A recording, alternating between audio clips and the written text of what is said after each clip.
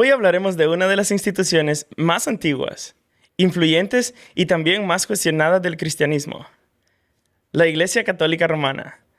Exploraremos un poco de su historia, sus doctrinas principales y algunas de las controversias que la rodean.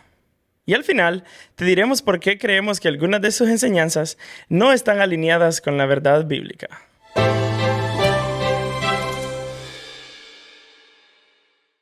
La Iglesia Católica Romana afirma que fue fundada por Jesucristo mismo y que el apóstol Pedro fue el primer papa.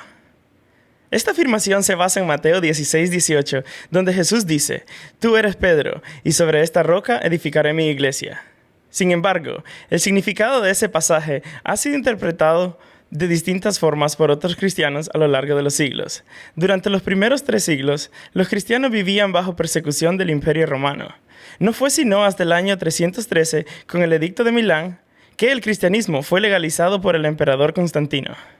A partir de allí, la Iglesia comenzó a constitucionalizarse. Con el tiempo, Roma, capital del imperio, se convirtió en el centro religioso. Y poco a poco, el obispo de Roma asumió el papel de liderazgo superior, lo que siglos después daría lugar al papado. Hoy, el Papa es considerado el vicario de Cristo, es decir, su representante en la tierra. Este título le da la autoridad suprema sobre toda la Iglesia Católica Romana. Además, esta iglesia enseña que posee la única sucesión apostólica verdadera, lo que, según ellos, se convierte en la única iglesia legítima establecida por Cristo.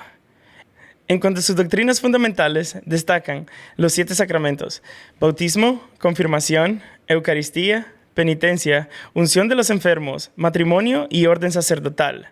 Se consideran canales obligatorios de gracia para la salvación.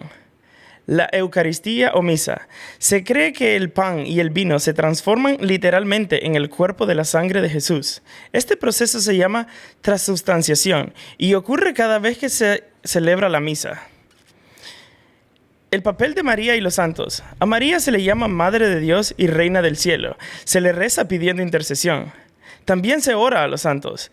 Se les encienden velas y se cree que pueden intervenir en favor de los fieles. El purgatorio.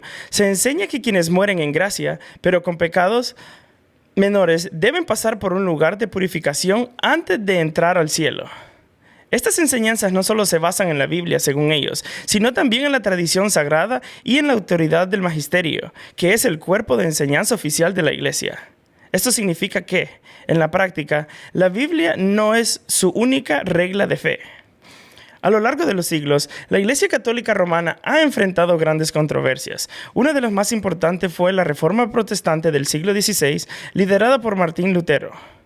Lutero denunció la corrupción dentro de la Iglesia, como la venta de indulgencias, que prometían perdón de los pecados a cambio de dinero. También surgieron los movimientos de Wycliffe y Hen Hus, antes de Lutero, que señalaban el alejamiento de la Iglesia respecto a las Escrituras. A esto se suman hechos oscuros, como la Inquisición, donde se persiguió a miles de personas por herejía. Las Cruzadas, que fueron guerras religiosas promovidas por el papado. Y en tiempos recientes, los escándalos de abuso sexual y encubrimiento sistemático, que han sido noticia mundial.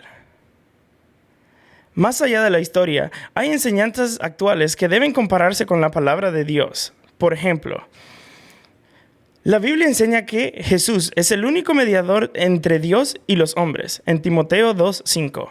Pero el catolicismo promueve oraciones a María y los santos. La Biblia prohíbe la adoración de imágenes, Éxodo 20, pero las iglesias católicas están llenas de estatuas e íconos. Jesús ofreció un solo sacrificio por los pecados, perfecto y suficiente, Hebreos 10:10 al 14. Pero en la misa se enseña que se repite de forma incruenta. Entonces, ¿es la Iglesia Católica Romana la iglesia verdadera que Cristo fundó? ¿O ha reemplazado la verdad del Evangelio por tradiciones humanas? Jesús dijo en Marcos 7:7-8, «En vano me honran, enseñando como doctrinas mandamientos de hombres, porque dejando el mandamiento de Dios, os aferráis a la tradición de los hombres». En nuestro próximo video, vamos a profundizar este tema.